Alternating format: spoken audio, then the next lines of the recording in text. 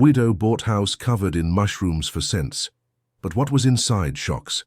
Abigail Mitchell was determined to use her last savings in a way everyone considered insane. After 3 years of loneliness since her husband's passing, she had lost the home where she lived for 40 years and was now staying as a guest in the back room of her younger sister's house. It was on a Tuesday morning that she heard about the City Hall auction on the kitchen radio. A property was being sold for $200 due to back taxes. Abigail wrote the address on a sheet of notebook paper and decided she would go see the place, even knowing her sister Dorothy would call her crazy. The property was at 847 Flower Street, in a more remote part of the coastal town of Gulfport, where she had been born and raised. When she arrived at the location, Abigail felt her heart tighten. The wooden house was completely taken over by mushrooms of all sizes. They sprouted from the walls, the roof, the windows, and even from the small fence surrounding the lot. Other interested parties at the auction laughed when they saw her examining the structure with such interest. A middle-aged man commented loudly for her to hear that this wasn't a house, it was an organic waste dump. A younger woman whispered to her friend that anyone with sense would run from that place. Abigail ignored the comments and kept observing. Her tired but still sharp eyes noticed something the others didn't. Beneath some mushrooms that had fallen, the wood appeared to be in good condition. There were no signs of rot or termites, just a preserved natural color. At the time of the auction, only 2 people made bids. Abigail and an older gentleman who wanted the land to demolish everything and build a shed. When the auctioneer shouted, $250 for the first time, Abigail raised a trembling hand and shouted, $300! The man gave up immediately, shaking his head as if she were completely crazy. Dorothy was furious when she learned of the purchase. She yelled that Abigail had thrown away money she could have used to help with household expenses or buy medicine. She said she no longer had the patience to put up with her sister's craziness and that she would have 2 weeks to sort herself out. The next morning, Abigail packed her few clothes in an old suitcase, took the framed photo of her husband Arthur, and headed to her new house. When she arrived on Flower Street, the neighbors were already at their windows watching. Some shook their heads in disapproval, others simply closed their curtains. The first task would be to get inside the house. The front door was blocked by mushrooms that had grown around the lock. Abigail went around and found a small side window she managed to open with some effort. The smell of dampness and wet earth hit her as soon as she set foot inside. The house had 2 small bedrooms, a living room, and a basic kitchen. Everything was covered in a thin layer of dust and small fungi sprouting from the floor and walls. But Abigail noticed something surprising. There were no leaks. The ceiling was intact, with no signs of water damage. The mushrooms seemed to have created a kind of natural protection. She spent the first night sleeping on the living room floor, using an old blanket and the suitcase as a pillow. During the night, she heard strange noises coming from the walls, as if something small were moving. At first she was afraid, but soon realized it was just the mushrooms growing and expanding. The next day she began the cleaning work. Armed with an old broom she found in the backyard, and buckets borrowed from a kinder neighbor, Abigail began removing the fungi from the interior walls. To her surprise, as she removed each mushroom, the wood underneath revealed itself to be in excellent condition. Dear listener, if you're enjoying the story, please take a moment to like and especially subscribe to the channel. It helps us a lot as we're just starting out. Now, continuing, the neighbor who had lent the buckets was named Martha and lived in the house on the right side. She was a woman of about 50, married to a retired mechanic named George. On Abigail's 3rd day of work, Martha appeared at the fence with a cup of coffee and a sweet bread. "Mrs. Abigail, don't you think it's dangerous to be handling all these fungi without protection?" asked Martha, handing over the still hot coffee.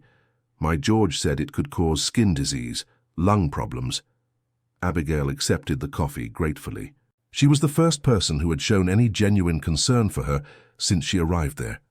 "Thank you for your kindness, dear. But just look at this," she said, showing a section of the wall where she had removed the mushrooms. "The wood is as firm as the day it was cut." Martha came closer to examine it and was impressed. The wood really did look new, with the natural color preserved and no sign of deterioration. "How strange," she murmured. "It seems these fungi protected the house instead of destroying it." "That's exactly what I think," agreed Abigail. My late husband always said, nature has its own ways of taking care of things. Perhaps these mushrooms were a blessing in disguise. Martha began visiting her every day, always bringing something, a snack, a coffee, sometimes a tool her husband would lend. Abigail discovered the woman was lonely too. Her children had moved to New York City, and she rarely had visitors. The friendship between them grew naturally with each conversation. On the left side of the property lived Sebastian and Martha, a middle-aged couple who always looked at Abigail with suspicion. Sebastian worked at City Hall and made a point of reminding everyone he knew the city's laws and regulations. Martha was a retired teacher and considered herself a cultured and well-informed person. At the end of the first week, Sebastian appeared at the fence with a serious face and a paper in his hand. "Mrs. Abigail, I need to speak with you about this situation here." Abigail stopped sweeping the backyard and approached. "What situation, Mr. Sebastian?" "This business with mushrooms and fungi. There could be a public health issue here. I'll have to notify the health department if you don't arrange for a professional cleaning," he said, waving the paper as if it were an official document. "But I am cleaning, sir. Look how it's already coming along." Abigail pointed to the parts of the house where she had already worked. "Homemade cleaning won't fix it, Mom. That stuff could have poisonous spores, could contaminate the neighboring houses. You need to hire a specialized company, otherwise I'll be forced to take action." Martha, who was watering the plants in her garden, overheard the conversation and approached. "Sebastian, don't be so dramatic. Mrs. Abigail is doing an excellent job. I can see the difference from one day to the next myself. Martha, you don't understand these things. I've worked at City Hall for 20 years. I know the regulations," Sebastian replied arrogantly. Martha appeared at the window and shouted from there, "Sebastian is right. I've read about these cases. It can cause allergies, fungal infections, even worse. A person Mrs. Abigail's age should be more careful." Abigail felt her blood boil, but kept her calm. "Mr. Sebastian, Mrs. Martha, I understand your concern. But this house is mine now, and I will take care of it my way. If there's any health problem, I'll take responsibility." "That's not how it works," insisted Sebastian. "If it contaminates other properties, there will be lawsuits, fines, a whole lot of trouble." Martha crossed her arms and stared at the neighbor. "And since when have you been so concerned about others' health? When my George got sick last year, you didn't even ask if we needed anything." The argument would have continued if Abigail hadn't raised her hand asking for silence. "Enough. Everyone minds their own business. I will continue my work, and you all do what you think best." Sebastian put the paper in his pocket with a sour look and went back home. Martha slammed the window shut hard. Dorothy stayed a few more minutes talking with Abigail, offering support and saying not to mind the ignorance of others. That night, alone in the house still full of mushrooms, Abigail felt discouraged for the first time since she had arrived. Perhaps Dorothy was right. Perhaps she was indeed crazy to think she could restart her life at 65, in a house everyone considered uninhabitable. She knelt in the living room and took from her chest the photo of Arthur. "My love, did I make the right choice? Would you give me the strength to continue if you were here?" She kissed the photo and placed it on the fireplace she intended to clean in the coming days. It was then that she decided to explore the rooms of the house better. In the smallest room, which appeared to have been an office, there was an old desk with several drawers. Most opened easily, but one of them was stuck. Abigail pulled hard, and the drawer finally gave way, scattering a bunch of yellowed papers on the floor. They were letters, dozens of handwritten letters, with a delicate feminine handwriting. Abigail gathered them all and took them to the living room, where there was more light. When she began to read the first letter, her heart raced.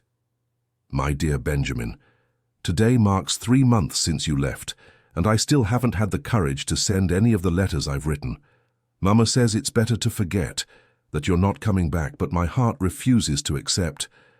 The letter was dated March 15th, 1983. Abigail checked others and saw they were all from the same period, written between March and December of that year. They were all addressed to a certain Benjamin, but none had been sent. They had remained hidden in that drawer for over 40 years. As she read, Abigail identified more and more with the author of the letters. She was a young woman in love who had been separated from her love by family circumstances.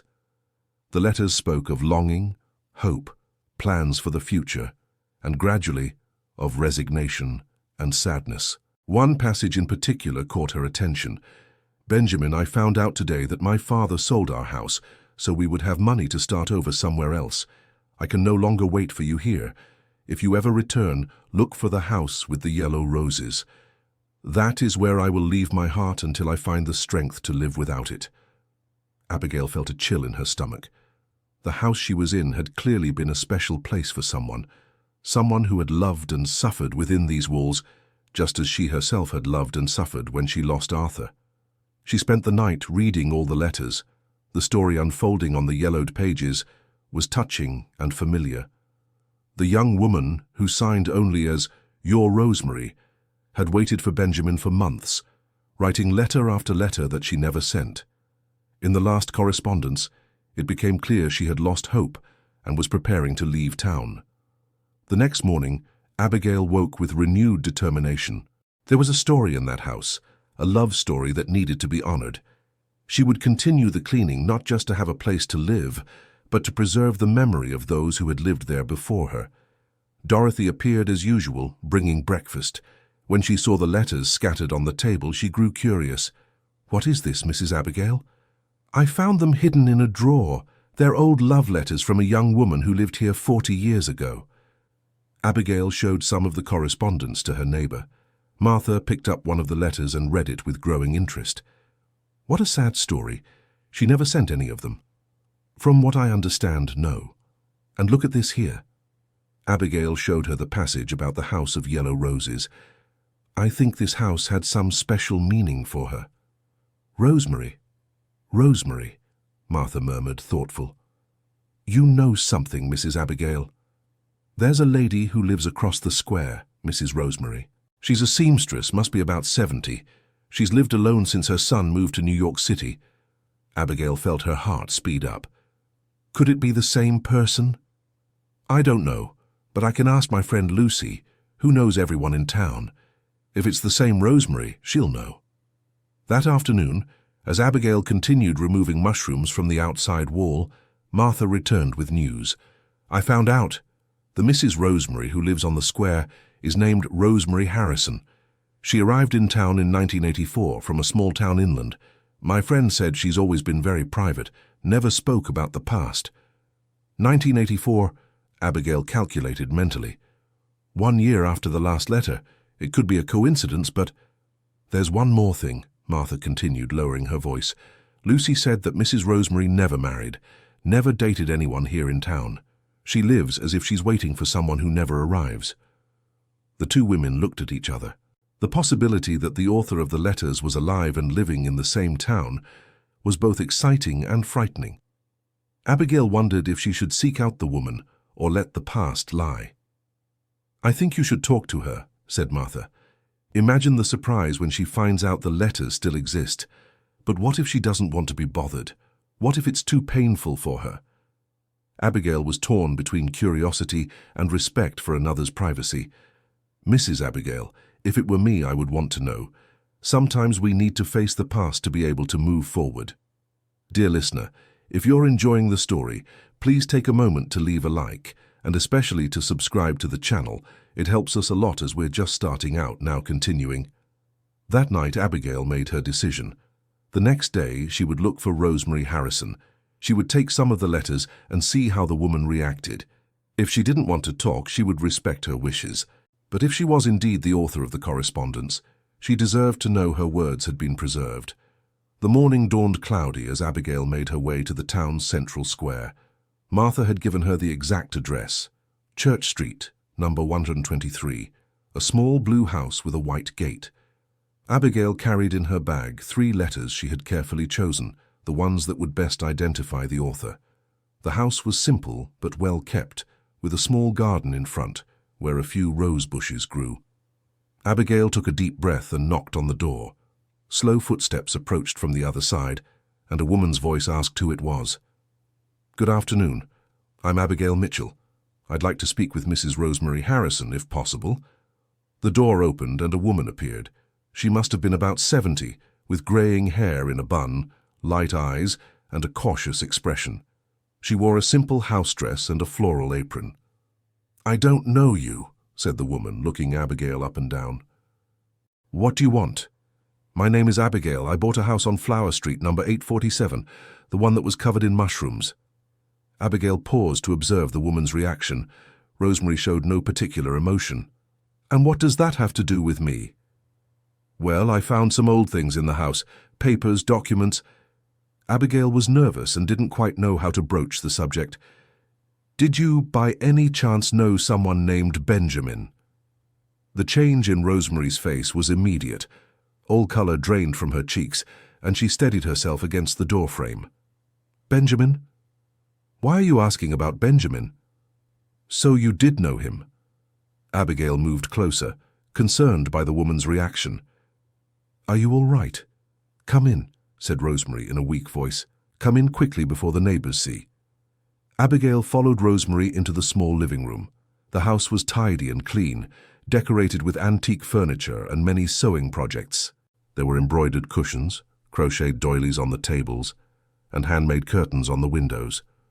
Rosemary sat in an armchair and stared at Abigail with a mixture of fear and curiosity. "How do you know about Benjamin? Who told you?" Abigail took the letters from her purse and placed them on the coffee table. "I found these in a drawer at the house, handwritten letters from 1983, all addressed to a Benjamin, but none were ever sent." Rosemary looked at the letters as if they were ghosts. Her hands trembled as she picked one up and recognized her own handwriting. For a long moment, there was absolute silence, her eyes fixed on the yellowed paper. "My God," she finally whispered. "I thought I had thrown all the letters away when I left that house. How did they end up in a drawer?" "So you really are the Rosemary from the letters?" Abigail sat on the edge of the sofa, careful not to frighten the woman. Rosemary nodded, still looking at the correspondence. "I lived in that house for 2 years, from 1982 to 1984. They were the 2 hardest years of my life." "What happened to Benjamin?" asked Abigail gently. Rosemary sighed deeply and leaned back in the armchair. "Benjamin was the love of my life. We had been dating since we were 16. We had plans to get married, have children, grow old together, but his father arranged a job offer in a big city and forced him to move. Why didn't he stay? Because we were young and foolish. He believed his father when they said he would have many more opportunities there. He promised he would come back in 6 months once he was settled. I promised I would wait." Rosemary picked up another letter and opened it, reading passages silently. "But 6 months turned into a year turned into 2. I wrote letters every day but never sent them, because I didn't have his address. His father wouldn't give it to me." "What a terrible situation," murmured Abigail. "In 1984, my father got sick, and we had to sell the house to pay for the treatments. That's when I moved here. I thought about leaving some sign in the house for Benjamin in case he ever came back, but I didn't have the courage. I thought it was better to try to forget." "And did you succeed?" Rosemary gave a sad smile. "Do you think so? I've been here for over 40 years. I never married. I never was interested in anyone else. I've always wondered what happened to him. If he got married, if he had children, if he ever thinks of me." Abigail felt a pang in her chest. Rosemary's story was different from her own, but the pain of lost love was universal. "And you never tried to look for him?" "How? I didn't have the money to travel. I didn't know anyone in the city he went to. And after so much time, I thought it was better to leave things as they were. If he had wanted to find me, he would have found a way." The 2 women sat in silence for a few minutes, each lost in her own thoughts. Abigail watched Rosemary and saw in her a version of herself that could have been if Arthur hadn't come into her life. "You know, Rosemary, may I call you Rosemary?" Abigail waited for the woman's approval before continuing. "I also lost the love of my life 3 years ago. My husband Arthur passed away, and since then I felt lost, not knowing how to go on living." "I'm so sorry," said Rosemary sincerely. "That must be very hard." "It is. But ever since I found your letters, I've been thinking a lot about different kinds of loss. You lost Benjamin when he was still alive, somewhere in the world. I lost Arthur forever. But in a way, we're both in the same situation. trying to figure out how to move forward. Rosemary looked at Abigail with renewed interest. Why did you come looking for me? Wouldn't it have been simpler to throw the letters away and forget they ever existed? Because I believe some things happen for a reason, answered Abigail. I bought that house on impulse. Everyone said I was crazy. But maybe I needed to find your letters. Maybe you needed to know they still exist. For what? Rosemary stood up and walked to the window. What difference does it make now? I don't know yet, but I have a feeling our story didn't end when we met today. Rosemary turned and stared at Abigail. You want me to help you renovate the house? I want you to help me understand its history. And who knows, in the process, maybe we'll help each other understand our own stories. Rosemary was thoughtful for a long moment. Finally, she returned to the armchair and sat down. All right, I can come by tomorrow if you want. It's been a long time since I've set foot in that house, but I think it's time. Abigail smiled for the first time since she had arrived. Thank you, Rosemary. I think it will be good for both of us. When Abigail returned to her house on Flower Street, the sun was already setting. Martha was waiting for her at the fence, eager for news. So, was it really her? It was. And tomorrow she's coming here to see the house. Abigail briefly recounted the conversation they'd had. What an incredible story, commented Martha. It sounds like something from a soap opera. It does.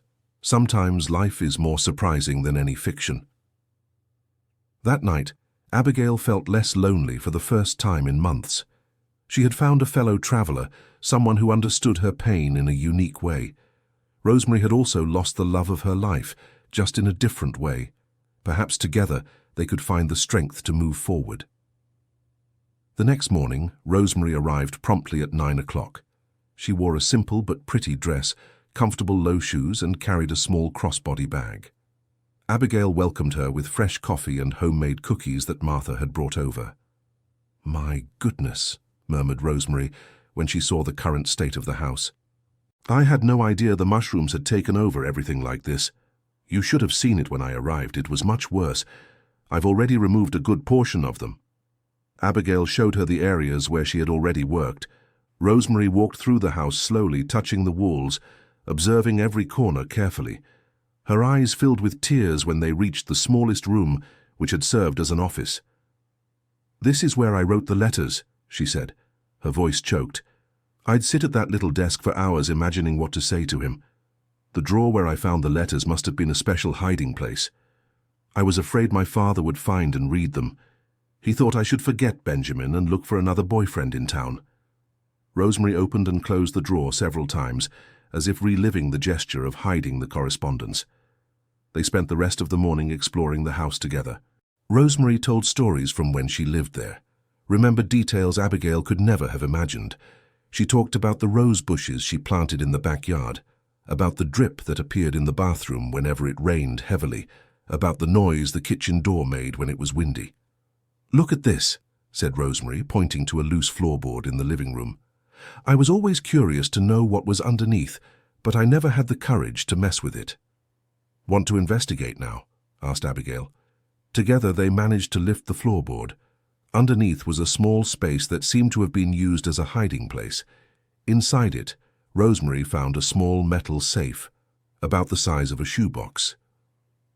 I didn't even know this existed, said Rosemary, surprised. That must be from before my time. The safe was locked, but the lock was old and simple. Abigail managed to open it using a hairpin Rosemary had in her purse. When the lid opened, they found old documents, black and white photographs, and some small objects. How strange, murmured Abigail, examining the papers.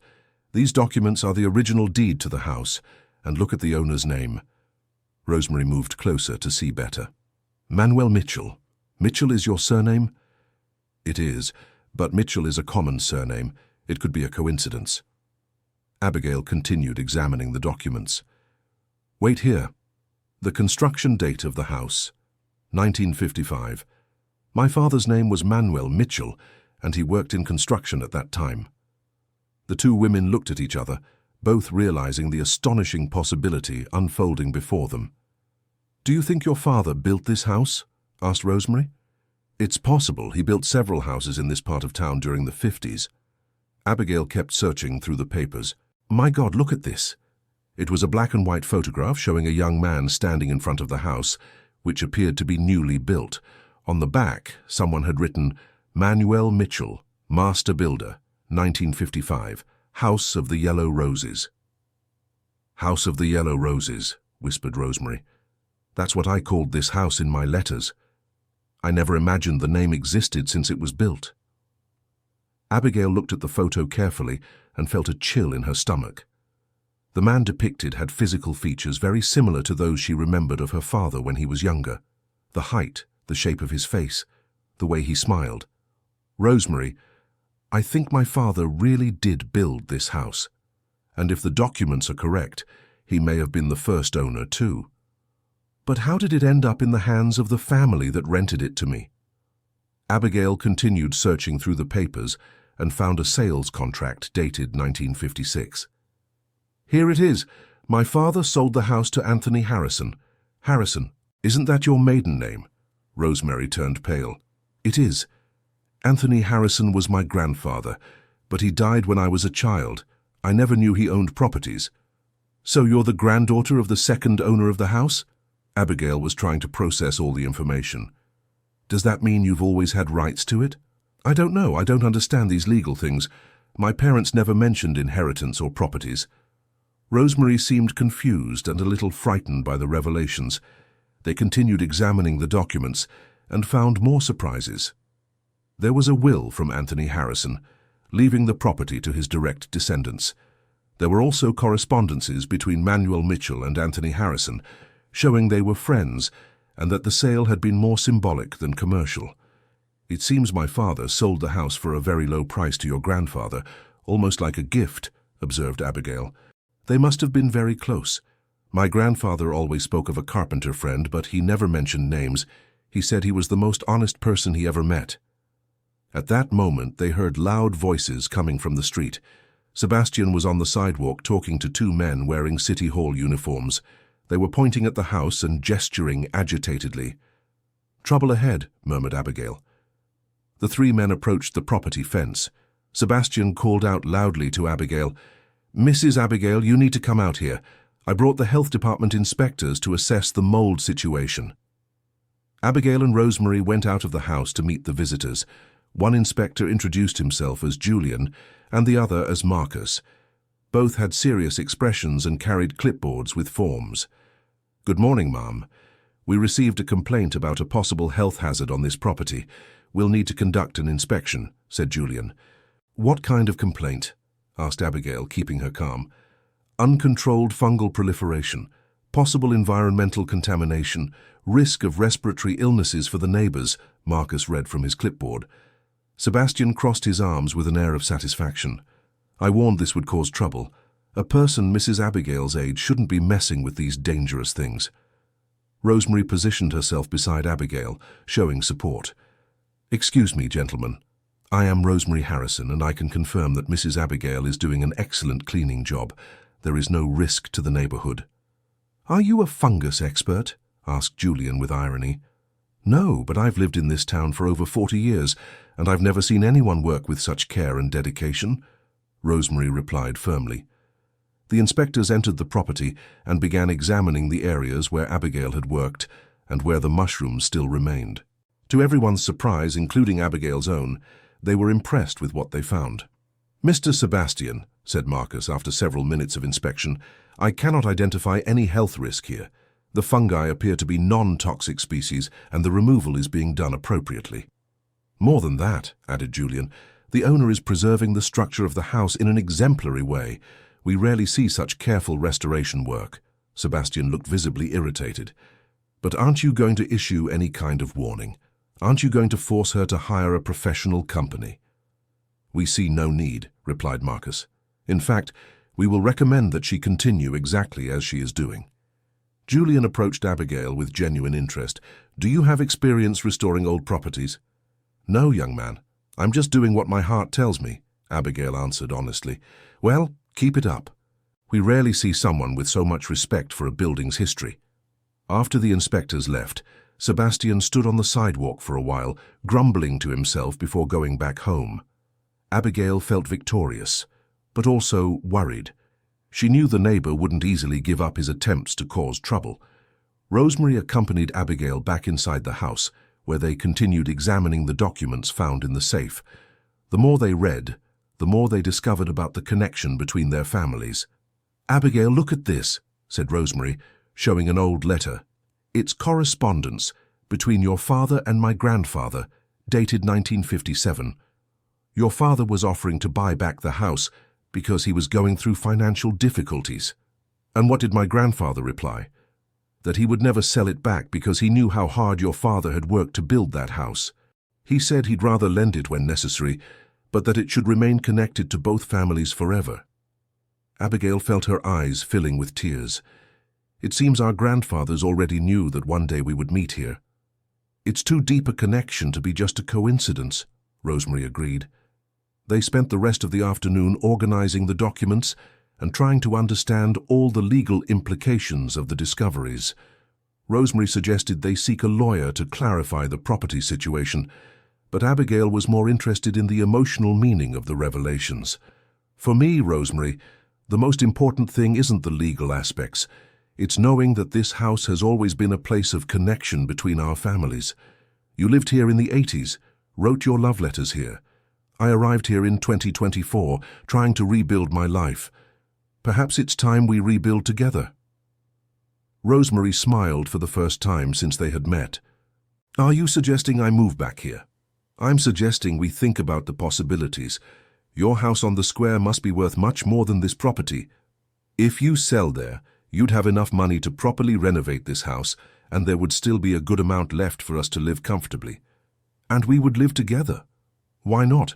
Two women alone with similar stories in a house that has connected our families for decades. It makes sense to me." Rosemary became thoughtful, walking through the house and observing every corner. "It would be like going back to the past, but in a completely new way." "Exactly. Not to relive what has passed, but to create something new based on what we've learned." That night, Rosemary returned to her house on the square with a lot to think about. Abigail was left alone with the documents and letters, reflecting on the extraordinary events of the last few days. Dear listener, if you're enjoying the story, please take a moment to leave a like and especially subscribe to the channel. It really helps us who are just starting out. Now continuing. The next morning, Martha appeared earlier than usual, curious to know about Rosemary's visit. When Abigail told her about the document discoveries and the possible family connection, the neighbor was impressed. "What an incredible story. It seems like you two were destined to meet," commented Martha. "That's what I'm thinking too. Rosemary is considering selling her house and moving here with me. It would be great to have you two as neighbors. And it would be good for you too. Company always helps." At that moment, they saw a car stop in front of the property. A man around 40 years old got out of the vehicle and walked to the fence. He was tall, wore formal clothes, and had a serious expression on his face. "Good morning. I'm looking for Mrs. Rosemary Harrison." "I was told she was here yesterday." Abigail approached the fence. "She was, but she's already left. May I ask who's inquiring?" "I'm David Harrison, her son. I heard from some neighbors that my mother has been digging into matters of the past, and I came to see what's going on." "Your son?" Abigail was surprised. Rosemary hadn't mentioned her son was in town. "I arrived yesterday from a trip. I've lived in New York City for 15 years. I work as an architect. I came for a surprise visit to my mother, but when I got home the neighbors were saying she'd been looking for old things in an abandoned house." Martha also approached, curious about the new visitor. David seemed nervous and a bit irritated. "Look, ma'am," he paused, waiting for Abigail to introduce herself. "Abigail Mitchell." "Mrs. Abigail, my mother is a very sensitive person. She has spent her whole life suffering over things from the past, and I wouldn't like anyone to take advantage of that." The accusation left Abigail indignant. "Young man, I think you've misunderstood the situation. Your mother and I met yesterday and discovered our families have a shared history. I am not taking advantage of anything or anyone." "That's what they all say," replied David skeptically. "My mother is very naive, especially when it involves that time when she lived in this house. She suffered a lot here. That's exactly why she should have the chance to make peace with this place, said Abigail, trying to stay calm. Or she should forget it once and for all and move on. That's what she tried to do for 40 years. Martha, who had been quiet until then, decided to intervene. Young man, with all due respect, but that's for your mother to decide. She's already an adult woman and knows what's best for her. You don't know my mother like I do, insisted David. She's capable of getting hurt because of illusions about the past. And you're capable of preventing her from being happy by being overprotective, Abigail retorted, losing a bit of her patience. David took a deep breath, trying to control himself. Look, I didn't come here to fight with anyone. I just want you to understand that my mother is all I have in the world. I can't let her get hurt again. The sincerity in the young man's voice touched Abigail. She realized that behind the defensive attitude was a son worried about his mother's well-being. David, may I call you by your name? She waited for him to nod before continuing. I understand your concern. I was a mother too, and I know what it's like to want to protect those we love. But sometimes too much protection can be a prison. Do you have children? He asked with genuine interest for the first time.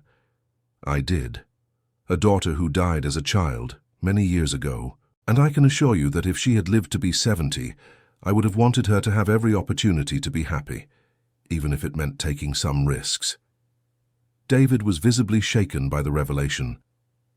I'm sorry, I didn't know. It's all right. What I'm trying to say is that your mother has lived her whole life safe, but alone. Maybe it's time for her to try something different. But what if it goes wrong? What if she gets disappointed again? What if it goes right? Martha interjected. What if she finds the happiness she's always deserved? David was thoughtful for a few minutes, looking at the mushroom-covered house. Can I know exactly what you found yesterday? My mother didn't want to give details, said I wouldn't understand. Abigail invited him inside and showed him the documents found in the safe. She explained the connection between the families, about the love letters Rosemary had written, and about the proposal to renovate the house together. David examined the papers with the professional eye of an architect. These documents look authentic, and the house structure is actually in good shape, considering the time and conditions. You understand these technical things? Asked Abigail. It's my profession, and I can say it would be perfectly possible to restore this property. In fact, it would be an interesting project, preserving the historical character but adapting it for modern needs. Your mother didn't mention you're an architect. My mother and I don't talk much about my work. She always thought I should have stayed here in town, followed a simpler path. Abigail realized there were family tensions she didn't fully understand. Why did you move to New York City? I wanted to study, to have opportunities that didn't exist here. My mother never fully supported the decision, thought I was abandoning her. And do you think you did? David sighed.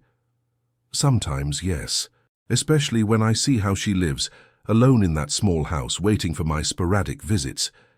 Martha approached the young man. Son, can I give my opinion? Your mother isn't waiting for you to come back to take care of her. She's waiting for you to be happy with your own choices, but she also deserves to have her own choices, doesn't she? Are you suggesting I support this idea of her moving here? We're suggesting you talk to her without judgment, replied Abigail. Ask what she really wants, not what you think she should want. David spent another hour examining the house and asking questions about Abigail's plans.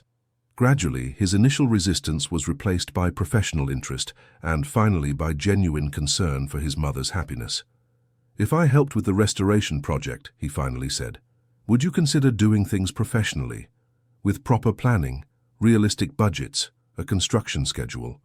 Abigail smiled. Of course we would. But only if your mother agrees to everything. Then I'll talk to her tonight. No criticism, no judgment. I'll ask her what she really wants. When David left, Abigail felt hopeful for the first time in days. Perhaps Rosemary would have her son's support. Perhaps they could really transform that abandoned house into a home for two women who had lost much, but still had much to gain. That afternoon, Abigail continued her cleaning routine, but she was anxious to know the outcome of the conversation between Rosemary and David. Martha appeared several times to check if there was any news, showing that the whole neighborhood was interested in how things were unfolding. At nightfall, Rosemary appeared at the door accompanied by David. Both had serene expressions, as if they had resolved some important issue between them.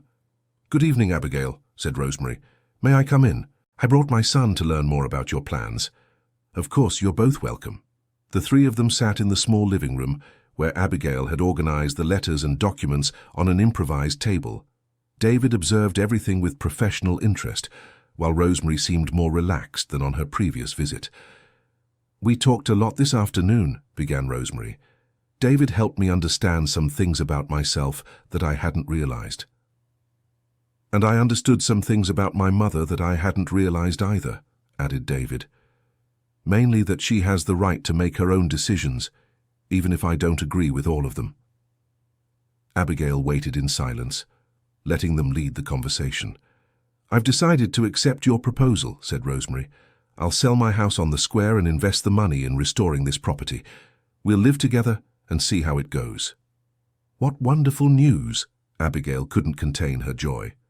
"On one condition," continued Rosemary. "David will coordinate the restoration project. He knows these technical things better than we do and can ensure everything is done right." "I accept the condition," said Abigail. "But David, are you sure you want to get involved in this? We don't want to cause problems between you and your mother." "Actually," replied David, "I spoke with my partners in New York City, and they loved the idea of a historical restoration project. I can work from here for a few weeks, supervising the work personally." "Does that mean you'll stay in town for a while?" asked Rosemary, trying to disguise the hope in her voice. "A few weeks, maybe a few months. It depends on the project's complexity." David smiled at his mother. "It's been a long time since I've spent an extended period here. It'll be good." Abigail watched the interaction between mother and son and realized there was much more behind David's decision than just professional concern. He also missed his mother and the town where he grew up, but had built emotional barriers that kept him from admitting it. "Well," said Abigail, "it seems we have a plan. Rosemary sells her house, I contribute what I have, David coordinates the work, and in the end we'll have a home for all of us." "All of us?" asked David. "You too, whenever you want. This house was built by my father and bought by your mother's grandfather. There's room for the whole family." They spent the rest of the evening discussing practical details, the timeline for selling Rosemary's house, the approximate budget for the renovations, division of the rooms, preservation of historical elements. David took professional notes in his notebook, but Abigail noticed his eyes shone with genuine enthusiasm. When mother and son said goodbye, Rosemary kissed Abigail on the cheek. "Thank you for giving me the courage to face the past." "Thank you for giving me hope to build the future," replied Abigail. The next morning the news spread quickly through the neighborhood. Martha was the first to appear, eager for details. But soon other neighbors began to show interest, some genuinely curious, others visibly bothered by the changes. Sebastian appeared at the fence with a sour look. "So it's true you're going to do a big renovation here?" "It's true, Mr. Sebastian. We're going to restore the house with all care and respect," Abigail replied politely. "I hope you won't disturb the neighborhood with noise, dust, truck traffic. We'll do everything within permitted hours and with as little disruption as possible." Martha appeared at her window. "And where are you going to get money for a renovation like that? These things cost a fortune." Abigail preferred not to go into details about finances. "We have our resources, Mrs. Martha. Don't worry."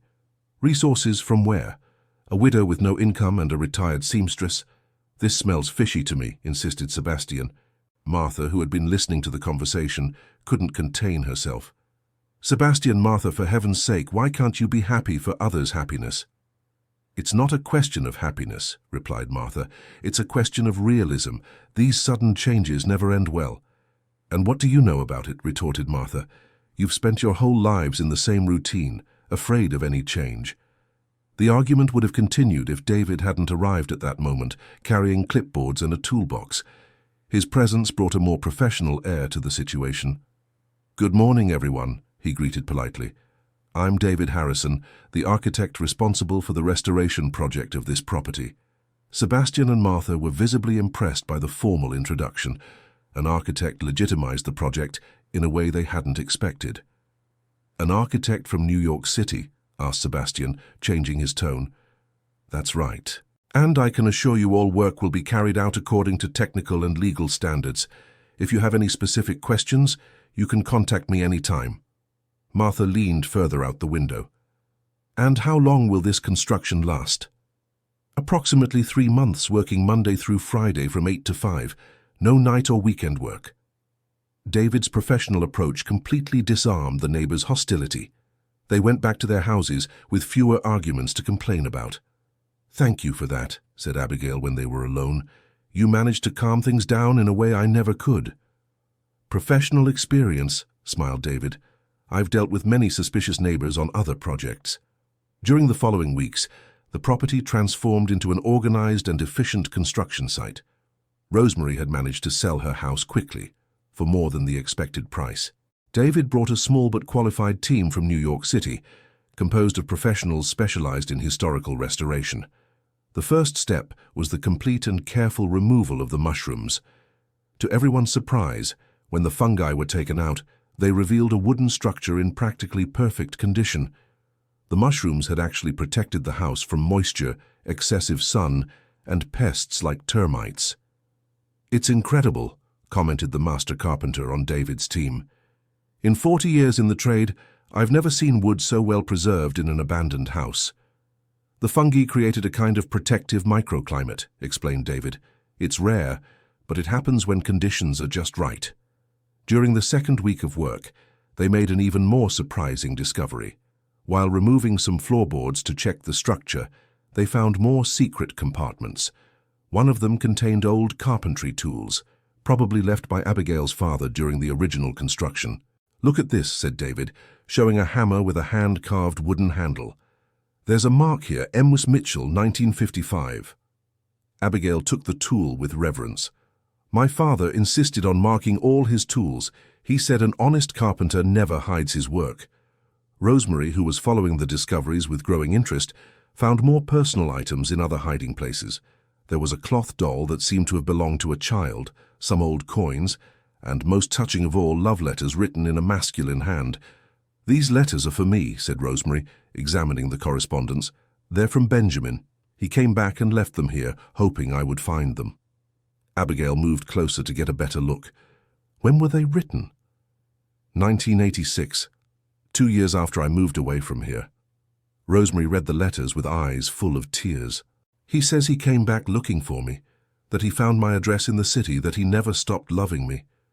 Why did you never receive these letters? Asked David. Because I didn't live here anymore, and he didn't know where I was.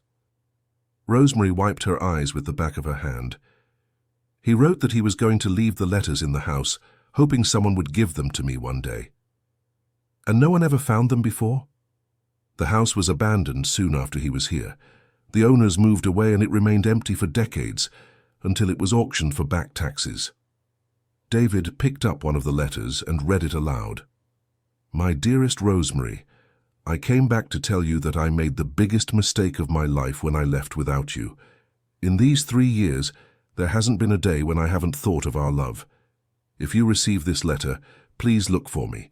I'll be waiting at the hotel on the Central Square until August 15th. August 15th, 1986, murmured Rosemary. I was visiting my cousin in New York City at that time. I was out of town for 2 weeks. You missed each other by 15 days, said Abigail, moved by the romantic tragedy of the situation. By 15 days, that lasted almost 40 years. The construction work continued, but the discovery of Benjamin's letters changed the emotional atmosphere of the project. Rosemary became more thoughtful, torn between sadness for having lost the chance of a reunion and joy for knowing she had been loved all those years. David, observing his mother's emotional state, decided to take the initiative. Mum, have you ever thought about trying to find Benjamin nowadays? David, that was 40 years ago. He must be married, with children, grandchildren. I can't just show up in his life after so long. But you don't know. Maybe he's alone too. Maybe he's also spent his life thinking about you. Abigail agreed with David. Rosemary, you've spent 40 years wondering about him. Don't you think you deserve to know the answers? How would I even do that? I don't even know if he's still alive. The internet, social media, public records offices, suggested David. I have some contacts who can help with that kind of research. Rosemary was silent for several minutes, holding Benjamin's letters. Finally, she looked at Abigail and then at David. Do you really think I should try? I think you should do what your heart tells you, answered Abigail. But this time, don't let fear decide for you. All right. You can try to find information about him. Benjamin Sterling, born in 1960, from this town. David noted down the details and promised to start the research immediately. Abigail observed Rosemary and noticed a change in her posture. For the first time since they'd met, she seemed genuinely hopeful. The work on the house continued to progress well. The structure was being preserved but modernized with new electrical and plumbing installations. The bedrooms were being reorganized to accommodate 2 residents, with a renovated bathroom and an expanded kitchen. David had insisted on keeping original elements whenever possible. The windows were restored instead of replaced, the wooden floors were sanded and varnished, and the walls received special treatment to preserve their original texture. This house is going to be a perfect example of respectful restoration, he commented with pride, modern but without losing its soul. During the 3rd week of construction, Sebastian and Martha completely changed their attitude. The professionalism of the renovations, the care for the neighborhood, and the fact they had a responsible architect made them start to see the project in a new light. Martha even showed up one day with a homemade cake for the workers. It's to thank you for your courtesy and for being mindful of the work hours, she explained. Sebastian offered his help with bureaucratic matters at City Hall. If you need any documentation or permits, I can speed up the process. Martha was radiant about the changes in the neighborhood. I've never seen such harmony on this street, she commented to Abigail. In the 4th week, David arrived with news about his search for Benjamin. I found some information, but I don't know if it's good or bad. Rosemary stopped what she was doing immediately. Tell me now. Benjamin Sterling is alive. He lives in a small town in another state, about 250 miles from here. Is he married? Asked Rosemary, bracing for the worst. I didn't find a marriage record. From the data I got, he seems to be single. He works as a retired teacher. He's 64. Rosemary sat in a chair and stayed silent for several minutes. The information was surprising and confusing at the same time. 64 and single, she murmured finally. Is it possible he also never managed to forget? There's only one way to know, said Abigail gently. I got his address, said David. You could write a letter, make a phone call, or, asked Rosemary, or you could visit him in person. 250 miles isn't an impossible distance. Rosemary grew visibly nervous at the possibility. I don't know if I have the courage. What if he doesn't want to see me? What if he was hurt that I never answered the letters? He didn't know you never received the letters, Abigail reminded her. Maybe he thought you didn't want to answer. Exactly, that's why I'm afraid to look for him. David approached his mother and held her hands. Mom, you've spent 40 years wondering about him. Now you have a chance to know the truth. No matter what the outcome is, at least you won't wonder anymore. What if it goes wrong? What if I get disappointed again? What if it goes right? Abigail replied. What if he's been waiting for you for 40 years, just like you've been waiting for him? Rosemary looked around the house under renovation, observed the son who had returned to be near her, thought of the new friendship with Abigail and the completely new life she was building. All right, she said finally. I'll look for him, but not alone. I need moral support. I'll go with you, Abigail offered immediately. And I'll drive, said David. We can make a trip this weekend. If it goes well, we come back on Sunday. If it doesn't go well, we also come back on Sunday. They spent the rest of the week planning the trip. Rosemary alternated between moments of anticipation and moments of total panic. Abigail constantly reassured her, reminding her that no matter the result, she would have the courage to face the situation. David researched Benjamin's exact address and discovered he lived in a small house in the town center, near the school where he had worked as a teacher. The information indicated he had retired 2 years ago and lived alone. It seems like a very simple life, David commented. Small-owned house, no family, a teacher's pension. He probably hasn't had a life very different from yours, Mum. Or very different from mine, added Abigail. Sometimes people make similar choices when they go through the same hardships. On Friday night, the eve of the trip, Rosemary could barely sleep. She spent the night rereading Benjamin's old letters and imagining how the meeting would be. Abigail was also anxious, hoping her friend would find the happiness she so deserved. David had rented a comfortable car for the trip and planned strategic stops along the way. He was as anxious as the two women, but he tried to remain calm so as not to increase their nervousness. They left early on Saturday morning. The trip would last about 5 hours, with city traffic and stops for rest. Rosemary carried in her bag the original letters Benjamin had left at the house, as proof that she had found them. During the journey, they talked about various subjects, but always returning to the central question: what would the reunion be like after 40 years? What would they say to each other? How would they explain all those lost years? The most important thing, said Abigail during one of the stops, is not to create too many expectations. You are different people now, with different lives. The important thing is to have the chance to talk and clarify the past.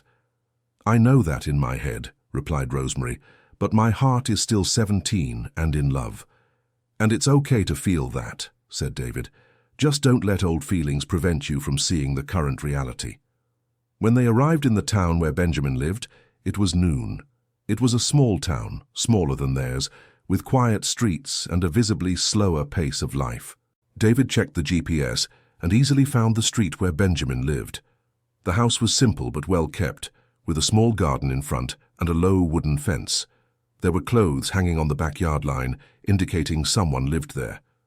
This is it, said David, parking in front of the property.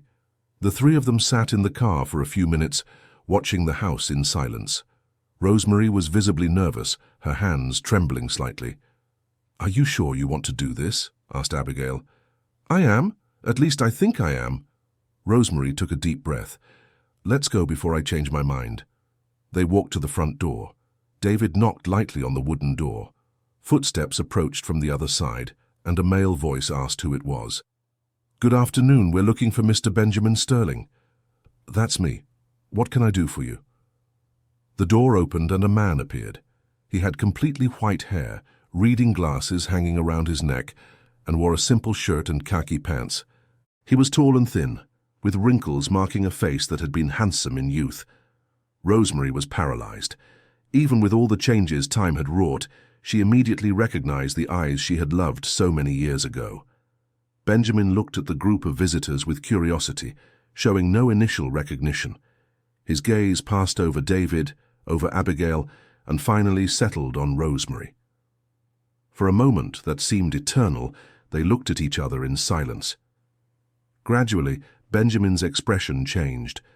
Surprise, disbelief, recognition, and finally, deep emotion. Rosemary, he whispered, as if speaking to an apparition.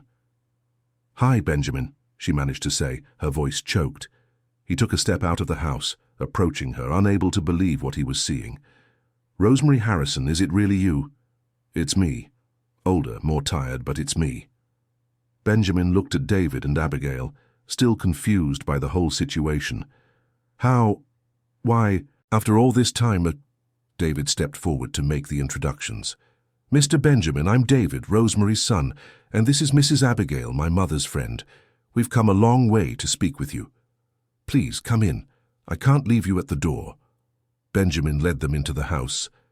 The living room was small but cozy, decorated with simple furniture and many books. There were old photographs on the walls, but none of family or close people. It was clearly the home of a man who had lived alone for a long time. Please, sit down. Can I offer coffee water? Benjamin still seemed to be in shock from the visit. Coffee would be great, said Abigail, trying to break the initial tension. While Benjamin prepared coffee in the kitchen, Rosemary observed the house attentively. It was clean and organized, but it had an air of loneliness that she recognized from her own experience. There were books everywhere, a small old television, no sign of female companionship. Benjamin returned with a tray and served coffee for everyone. His hands trembled slightly, betraying the emotion he was trying to control. "Rosemary, I can't believe you're here in my living room," he said, sitting in the armchair across from her. "So many times I imagined this moment, but I never thought it would actually happen." "I never thought so either. In fact, I only found out where you were a week ago." "How did you find me?" "It's a long story," said Rosemary, exchanging glances with Abigail and David. "It has to do with the house where I lived in the 80s, with letters lost and found again, with coincidences that seem like miracles." Benjamin leaned forward, interested. "What letters?" Rosemary opened her purse and took out the correspondence Benjamin had left hidden in the house in 1986. "These letters, Benjamin, I found them 2 weeks ago in a house that's being renovated." Benjamin took the letters and recognized them immediately. His eyes filled with tears. "You found these letters now, after almost 40 years?" "I did. And I discovered that you came back to look for me, that you wrote to me, that you never stopped loving me." Rosemary was also crying. "And I never knew. I never received any letters because I didn't live there anymore." "My God," murmured Benjamin. "All these years I thought you had received the letters and chosen not to reply. I thought you had forgotten me, moved on, married someone else. And I thought you had forgotten me, built a new life, a new family." David and Abigail watched the emotional dialogue in silence, both touched by the romantic tragedy unfolding before them. "Rosemary, I never forgot you. I never married. I could never love anyone else the way I loved you." Benjamin held the old letters as if they were treasures. "I spent my whole life wondering, what if? Me too. I spent 40 years waiting without really knowing what for." They looked at each other for several minutes, absorbing the magnitude of what they had lost and the possibility of what they might still have. "Where have you lived all these years?" asked Benjamin. "In the coastal town where I was born. I went back there after you left, after I had to sell the house. I've worked as a seamstress for decades." "And you?" "I came here in 1984. Got a job as a teacher at the municipal school. I bought this house, thought about starting a family, but I could never get you out of my head." "Why didn't you try to look for me again? Why didn't you go back to our town?" "I went back a few times in the early years, but no one knew where you were. I gave up after a while, thought it was better to accept that I had lost you forever." Abigail discreetly stood up. "Rosemary, David, how about we take a walk around town while you talk? I think you two have a lot to say." David understood his friend's suggestion. "Good idea, let's see the town and we'll be back in a few hours." Rosemary looked at them gratefully. "Thank you. We really do need to talk alone." After Abigail and David left, Benjamin and Rosemary were alone for the first time in over 4 decades. The initial silence was broken by Benjamin, who moved closer to her and took her hands. "Rosemary, you're still the most beautiful woman I've ever seen in my life." "Benjamin, don't be ridiculous. I'm old with wrinkles, white hair." "You're beautiful. Different but beautiful. The eyes are the same, the smile is the same, the way you speak is the same." Rosemary felt her heart race as if she were 17 again. "And you look distinguished. Being a teacher suits you." "You think so? I've always wondered if I made the right choices in life." "And did you?" Benjamin sighed. "Professionally, yes. I love teaching. I retired with dignity. But on a personal level, I lost the most important person in my life because of pride and immaturity. It wasn't just pride. We were young, we had pressure from our families, we didn't know how to handle the distance." "That's true. But I should have fought harder for you, for us. I should have taken you with me or stayed in town. And I should have been braver. I should have gone after you when I didn't hear from you." They talked for hours, filling in the gaps of 40 years. Benjamin told her about his career as a teacher, about the students who marked his life, about the loneliness of nights without company. Rosemary spoke about her work as a seamstress, about the constant longing, about the suitors she rejected because none of them were him. "Rosemary, can I ask a question that might sound presumptuous?" "Go ahead. Do you still feel anything for me? After so much time, after everything that happened?" Rosemary looked into his eyes and saw the same man she had loved in her youth, just matured by time and experience. "Benjamin, my heart stopped in time the day you left. I could never love another person because a part of me was always waiting for you to come back. And now that I'm back, or rather, now that you've found me, what do we do with this love that never died? I don't know. We're different people now, with structured lives, with responsibilities. We can't just turn back time. We can't go back, but we can move forward, said Benjamin, stroking her face. I'm 64, you're 70. If we don't take this second chance now, when will we? Rosemary felt tears rolling down her face. I'm afraid, Benjamin. Afraid of getting hurt again. Afraid of finding out we're no longer compatible.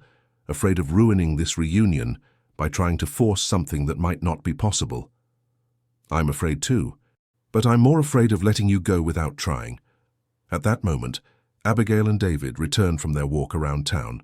They found Benjamin and Rosemary sitting together on the sofa, talking quietly and holding hands.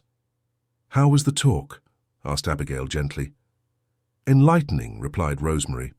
We discovered we spent 40 years loving each other from a distance, not knowing the feeling was mutual.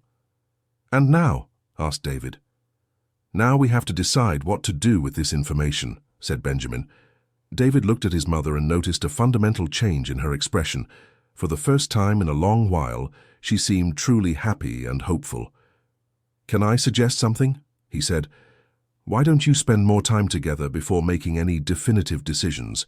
A few visits, some conversations, some memories rebuilt. What exactly are you suggesting? Asked Rosemary. That Benjamin comes to visit us when the house renovation is finished. He can stay for a few days, get to know Mrs. Abigail better, see how you relate in the current environment. Abigail liked the suggestion. Excellent idea. Benjamin, you would be most welcome. The house will have plenty of spare rooms, and it would be a pleasure to have you. Benjamin looked at Rosemary, seeking approval. What do you think? I think it would be good. No pressure, no commitment, just to get to know each other as we are today. Then it's decided, said David. Benjamin, in 3 weeks the house will be ready. Can you come spend a few days with us? I can and I will. In fact, I'm looking forward to seeing this mysterious house where our letters were hidden for decades. The trip back was completely different from the way there. Rosemary was radiant, talking about the hours she had spent talking with Benjamin, about the mutual discoveries, about the possibility of a second chance at love.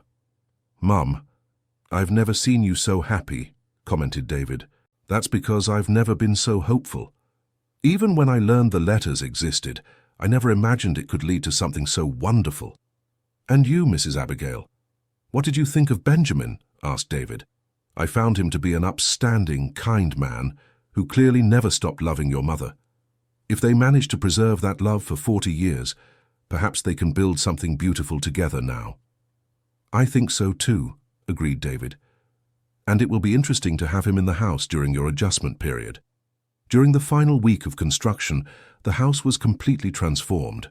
The mushrooms had given way to a restored and gleaming wooden structure. The modern installations were integrated harmoniously with the original elements, creating an environment that respected the past but offered contemporary comfort. David had made sure to preserve the writing desk where Rosemary had written her letters, turning the smaller room into a charming office.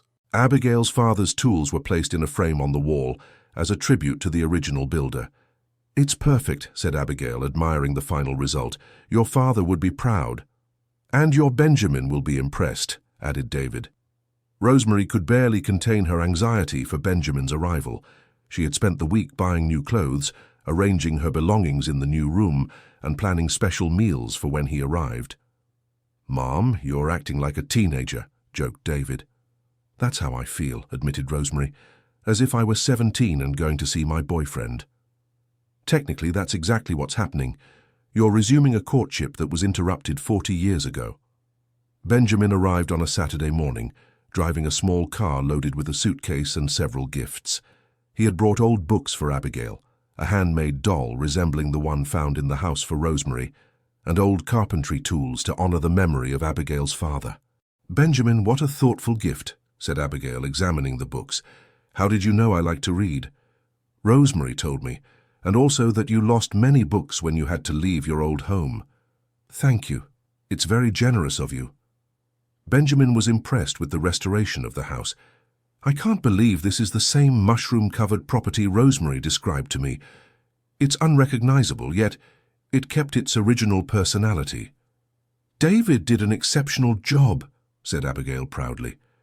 "I had good raw material to work with," replied David modestly. "The original structure was excellent." During the first week of Benjamin's visit, the three people adapted to the new routine of living together. Benjamin proved to be a pleasant companion, helping with household chores, cooking dishes he had learned during his bachelor years, and telling interesting stories about his career as a teacher.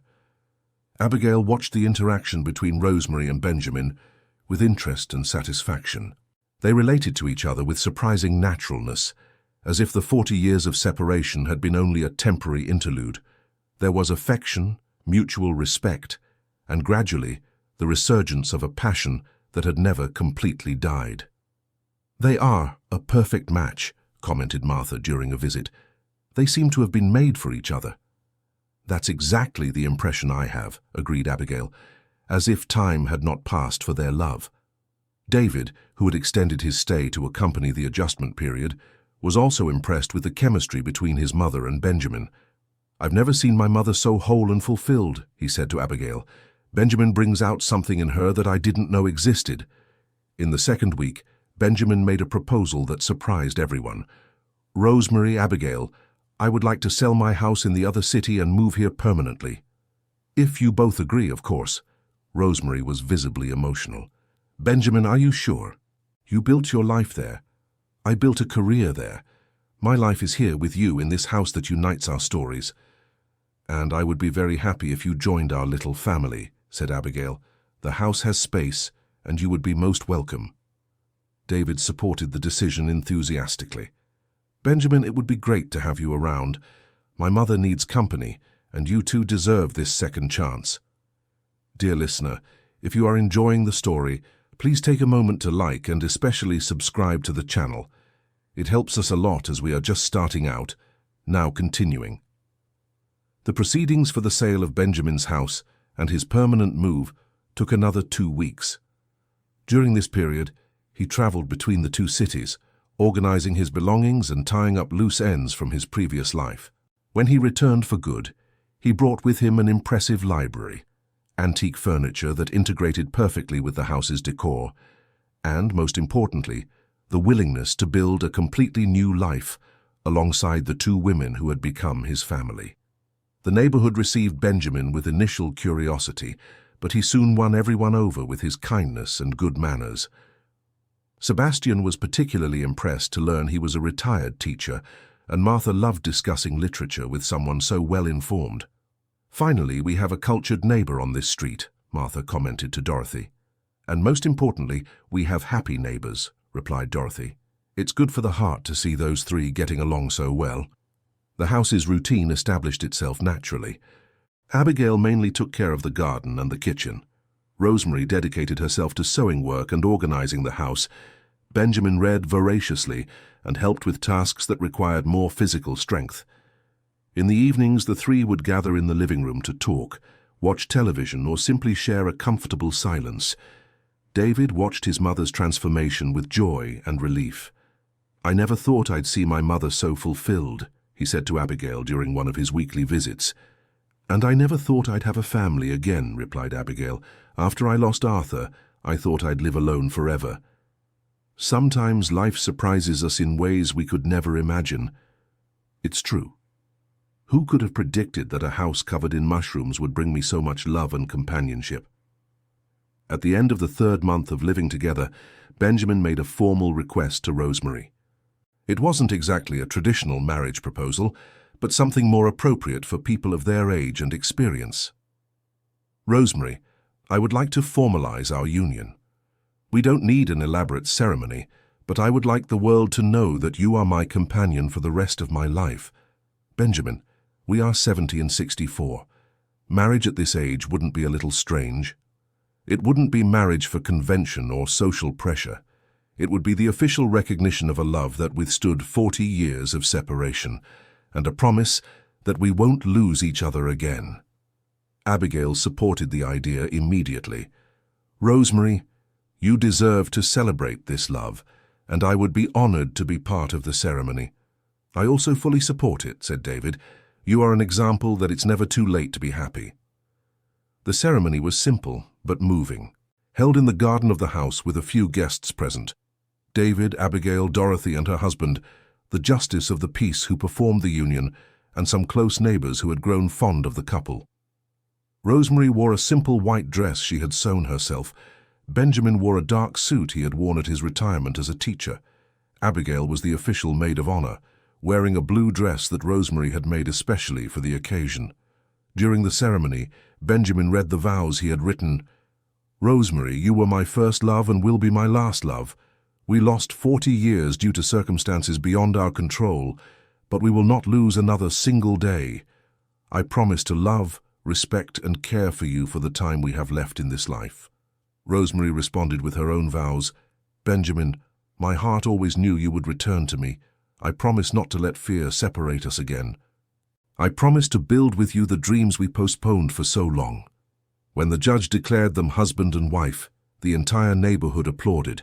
Sebastian and Martha, who had initially been hostile to Abigail's presence, now wept with emotion, watching that celebration of late but true love. The party was small but joyful, held in the garden of the house. Dorothy had prepared a feast with the help of other neighbors. David had hired a small musical ensemble, and Abigail had decorated the house with flowers from the very garden. I never imagined I'd be a wedding matron of honor at 65, Abigail commented to Rosemary during the party. And I never imagined I'd get married at 70, replied Rosemary, beaming. But I am happier today than I was at 17. Why do you think it's different now? Because now I know the value of what I'm receiving. In our youth, we thought we would have love forever. Now we know how rare and precious it is to find someone who completes us. In the following months, life in the House of the Yellow Roses settled into a peaceful and satisfying rhythm. Rosemary and Benjamin rediscovered the joys of constant companionship. Abigail found in the couple's presence the family she had lost, and David began to visit more frequently, sometimes bringing girlfriends to meet his new extended family. The house, which had been bought for cents in a state of apparent ruin, became the setting for one of the town's most touching love stories. The neighbors often commented on the transformation not only of the property, but of the lives of the people who lived in it. It's amazing how a house can change people's destiny, Dorothy remarked during a visit. Or how people can change a house's destiny, Abigail replied philosophically. Benjamin adapted completely to life in the coastal town. He offered his services as a volunteer teacher at the local school, helped organize a community library, and became a respected figure in the community. His presence brought not only personal happiness to Rosemary, but also valuable contributions to the entire region. Rosemary flourished in a way that surprised everyone who knew her. The shy and reserved woman who had lived decades in the shadow of longing transformed into a joyful and confident wife. Her sewing work gained new inspiration, and she began to teach the craft to young people in the neighborhood. Abigail, who had bought the house as a last resort in her loneliness, discovered that sometimes seemingly desperate decisions can lead to the most wonderful results. She became the unofficial matriarch of the family that had formed, offering wisdom, emotional support, and, above all, the unconditional love that everyone needed. 1 year after the house renovation, David decided to make a radical change in his own life. I'm thinking of moving back here permanently, he announced during a visit. Really? Asked Rosemary, barely able to hide her joy. Really? I can work remotely for some clients in New York City and develop local projects here. I miss the simpler life, the closeness with you all, the sense of community that exists here. It would be wonderful to have you nearby, said Benjamin. This house would become even more complete. And I would help with the costs, of course. I could build a small annex in the back to have my own space. The idea was met with enthusiasm by everyone. David immediately began plans for his permanent move, which included building an office at the back of the property and adapting one of the rooms for his personal use. During the construction of the annex, new discoveries were made.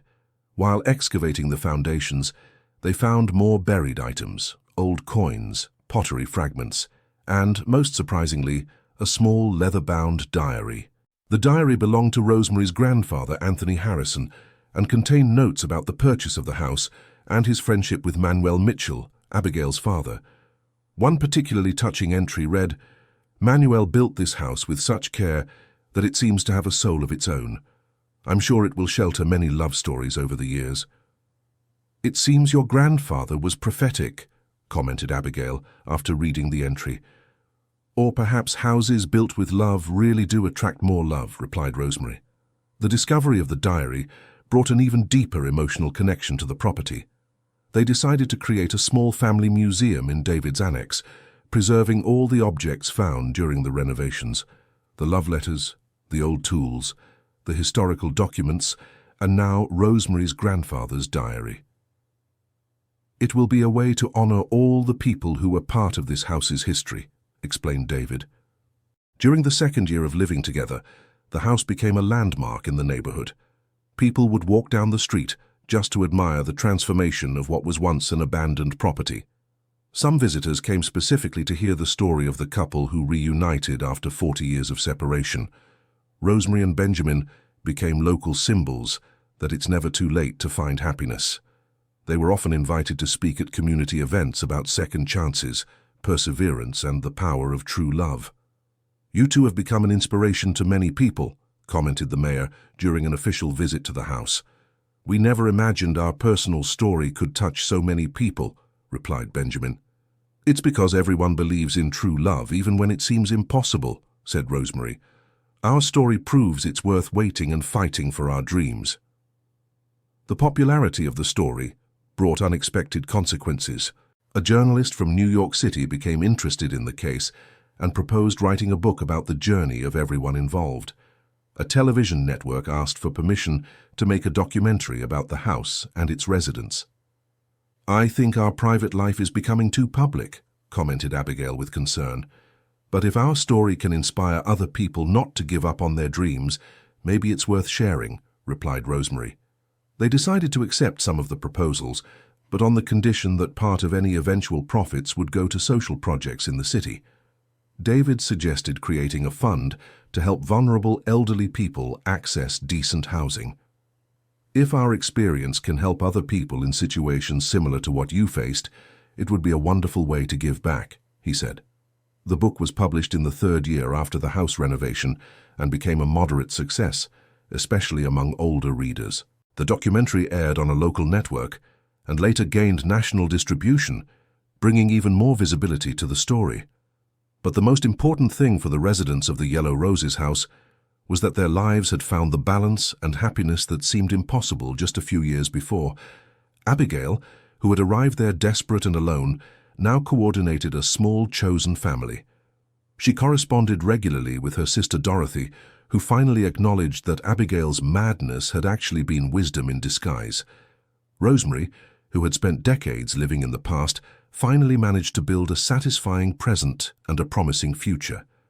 Her marriage to Benjamin was solid and happy, based on decades of latent love and genuine compatibility. Benjamin, who had lived a solitary but respectable life, discovered that his best years were still ahead. He adapted perfectly to family life and found new purpose through volunteer work and community life. David, who had become an integral part of the family, established a successful architecture firm in town. He specialized in historical restoration and social housing projects, inspired by the transformation of his mother's house.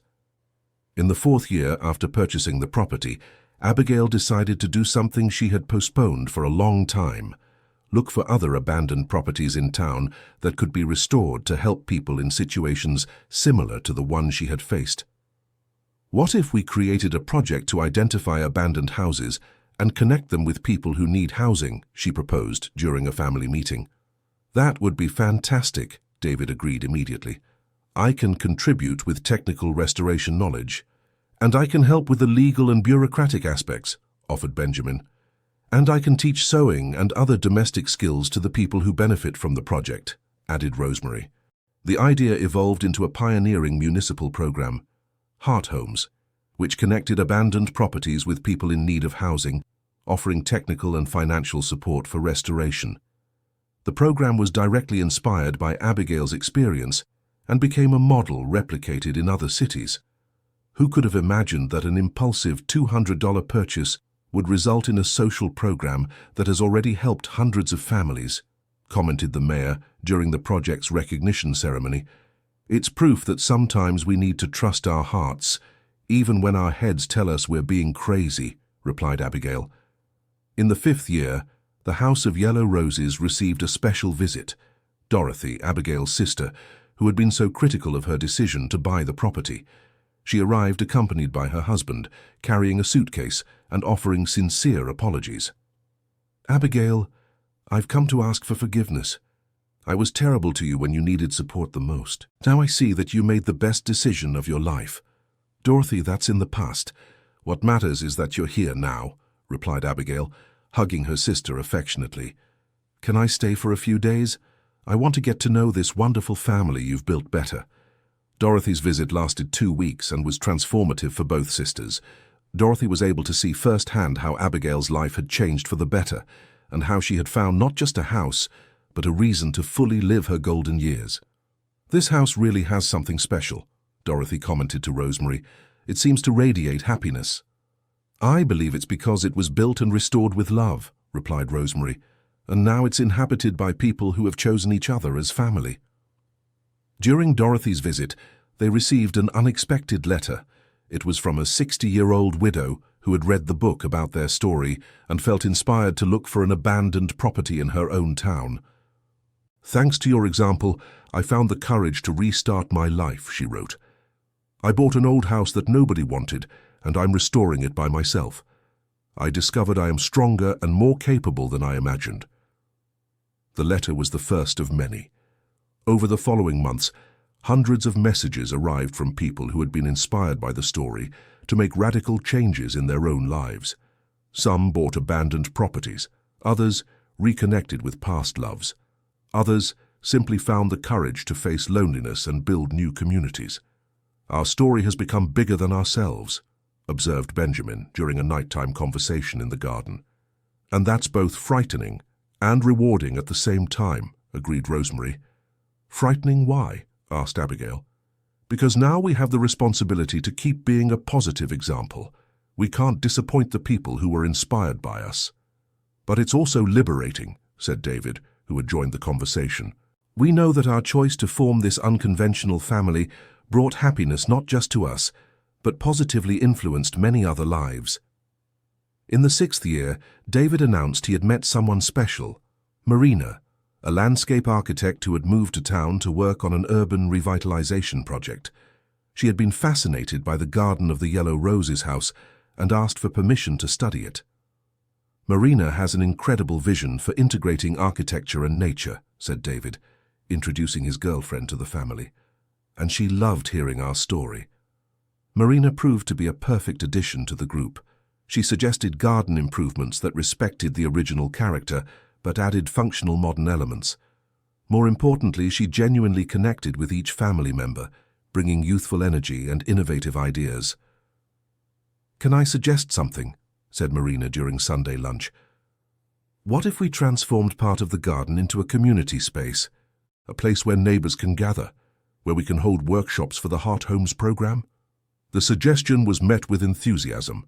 Marina designed a plan that included a small outdoor amphitheater, a workshop area, and a community garden where neighbors could grow their own plants. It would be a way for the house to continue serving the community, just as it has with us, said Abigail. The construction of the community space took 6 months and involved the participation of many neighbors. Sebastian contributed technical knowledge about city regulations. Martha organized reading groups that would meet in the new space. Dorothy coordinated the community culinary activities. When the space was inaugurated, the whole town attended. The mayor gave a speech about how the initiative of the Yellow Roses house family had become a model for community development. This property started abandoned, covered in mold, considered useless. Today it's the cultural and social heart of our neighborhood, he said during the ceremony. It's proof that we should never give up on things that seem lost, replied Abigail. Sometimes they're just waiting for someone who can see their potential. In the 7th year, Rosemary and Benjamin celebrated their paper anniversary, 1 year of marriage that seemed to represent decades of accumulated happiness. The celebration was organized in the garden's community space, with the participation of hundreds of people who had been touched by their story. 1 year officially married, but loving each other for 50 years, said Benjamin during his anniversary speech. And planning to love for 50 more, added Rosemary, prompting emotional applause from the audience. During the party, they received a special surprise. A group of children from the local school had prepared a play, telling the story of the Yellow Roses house, from its construction by Abigail's father to the reunion of Rosemary and Benjamin. Seeing our story through the children's eyes made us realize how truly magical it is, commented Rosemary after the performance, and how it can inspire future generations to believe in the power of second chances, added Benjamin. In the 8th year, David and Marina announced their engagement. They wanted to get married in the garden of the house, in the very spot where Rosemary and Benjamin had exchanged vows. It would be an honor to hold our ceremony, where you proved that true love always finds a way, said Marina. And it would be an honor for us to host another celebration of love in this house, replied Abigail. The wedding of David and Marina was an even bigger celebration than Rosemary and Benjamin's. Hundreds of people attended, including David's clients from other cities, Marina's colleagues, and representatives from various families who had been helped by the Heart Homes program. During the ceremony, David mentioned how his life had changed since his mother decided to revisit the past. I learned that sometimes we need to look back to figure out how to move forward. My mother's courage in searching for old answers resulted in a new and wonderful family. Marina added, and I learned that the best families aren't necessarily the ones we are born into, but the ones we choose to build based on love and mutual respect. After the wedding, David and Marina moved into the annex that had been built at the back of the property, making the Yellow Roses house officially a multi-generational home. Domestic life rearranged itself naturally. Abigail maintained her role as the loving matriarch. Rosemary continued to be the emotional heart of the family. Benjamin contributed wisdom and stability. David brought professional energy and ambition, and Marina added creativity and a connection with nature. We are a modern family in every sense, observed Marina, multi-generational, chosen by affinity, united by common purposes. And we function better than many traditional families I've known, added David. In the 9th year, Abigail turned 70.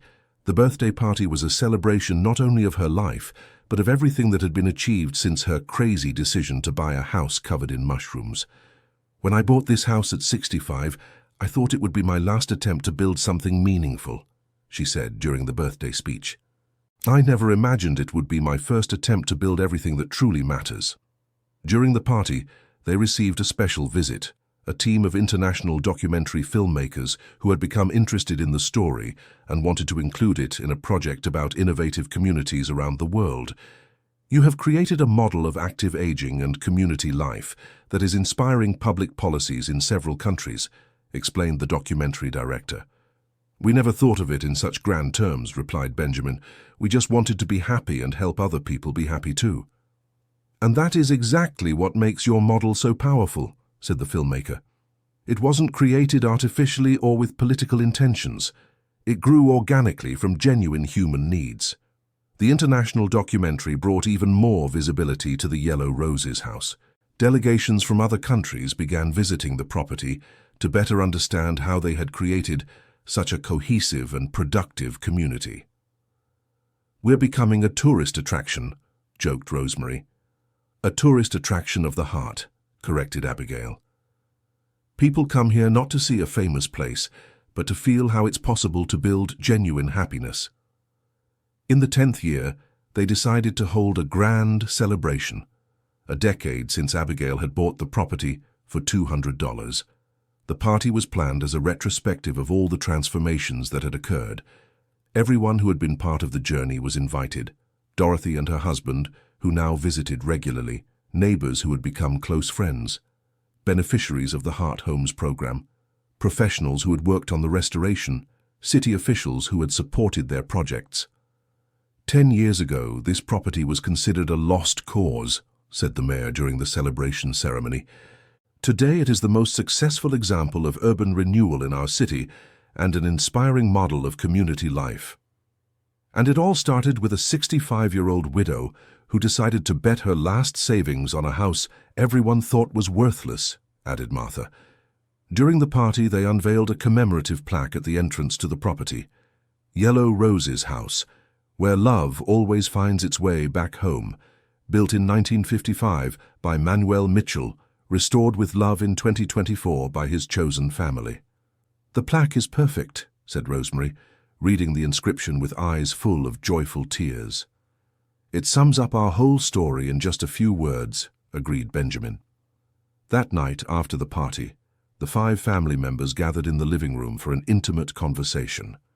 It was something they did regularly, but on that special date, it took on an even deeper meaning. "What have each of you learned these 10 years?" asked Abigail. Rosemary was the first to answer. "I learned it's never too late to be brave. I spent 40 years afraid of getting hurt, and when I finally faced my fears, I found more happiness than I ever imagined possible." Benjamin continued, "I learned that true love has no expiration date. I thought I had lost my chance at happiness, but I discovered the best of life was still to come." David spoke next. "I learned that professional success means nothing if you have no one to share it with. I came back to be near my mother thinking I was sacrificing my career, but I actually found my true purpose."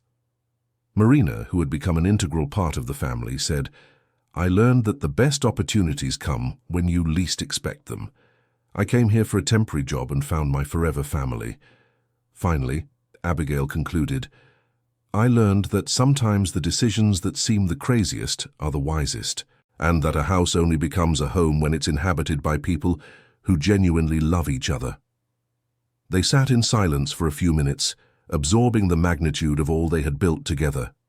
Outside, the garden that had replaced the mushrooms bloomed under the moonlight, and the house breathed with the tranquility of a place where happiness had finally found its permanent dwelling. The next morning, Abigail woke up early, as she always did, and went to water the garden plants. At 70 years old, she felt younger and more energized than she had in decades. She looked at the house she lived in, the same one she had bought in desperation 10 years before, and smiled with the deep gratitude of someone who knew how to recognize opportunity disguised as tragedy. Rosemary and Benjamin appeared in the kitchen preparing breakfast, as they had done every morning for 4 years. Their hair was whiter, their wrinkles a little deeper, but their eyes shone with the happiness of those who have found their place in the world. David and Marina rushed out of the annex, late for a work meeting, but stopped to kiss each family member before leaving. They were small details, but they showed how they had created a routine based on affection and mutual care. "Another day in our perfect life," said Rosemary, serving coffee for everyone. "It's not perfect," corrected Abigail. "It's real, and because it's real, it's much better than any perfection." Benjamin laughed at the remark. "Abigail always has the right word for every moment. That's what happens when you live many years and pay attention to the lessons life teaches," she replied. During breakfast, they planned the day's activities. Rosemary had sewing orders to deliver, Benjamin would give volunteer lessons at the school, Abigail would tend to the community garden, David and Marina would work on new restoration projects. They were simple activities, but together they made up a rich and meaningful life. Each contributed their skills and experiences to the collective well-being, creating a virtuous cycle of productivity and personal satisfaction. "You know what impresses me most about our story," said Marina during coffee. "What?" asked the others. "It's that we don't need big events or extraordinary achievements to be happy. Our happiness comes from the simplest things. Waking up next to those we love, having a purpose that motivates us, knowing we belong to a special place." "It's the wisdom of maturity," agreed Benjamin. "When you're young, you think happiness comes from external achievements. When you mature, you realize it comes from internal connections." "And from courageous decisions," added Rosemary. "If Abigail hadn't had the courage to buy this house, if I hadn't had the courage to look for Benjamin, if David hadn't had the courage to come back here, none of this would exist." "It's true," agreed Abigail. "Sometimes courage isn't about doing big, heroic things. It's simply taking the next step, even when you don't know where it will lead. When they finished coffee, each went about their daily activities, but with the certainty that they would meet again at the end of the day to share their experiences and plan the next day. It was a simple routine, but it represented everything they had built together: emotional stability, shared purpose, unconditional love, and the certainty that, no matter what challenges the future brought, they would face them all together, as a family. The House of Yellow Roses continued to be a beacon of hope for all who visited or heard its story, living proof that it's never too late to start over, never too late to love, never too late to build a meaningful life.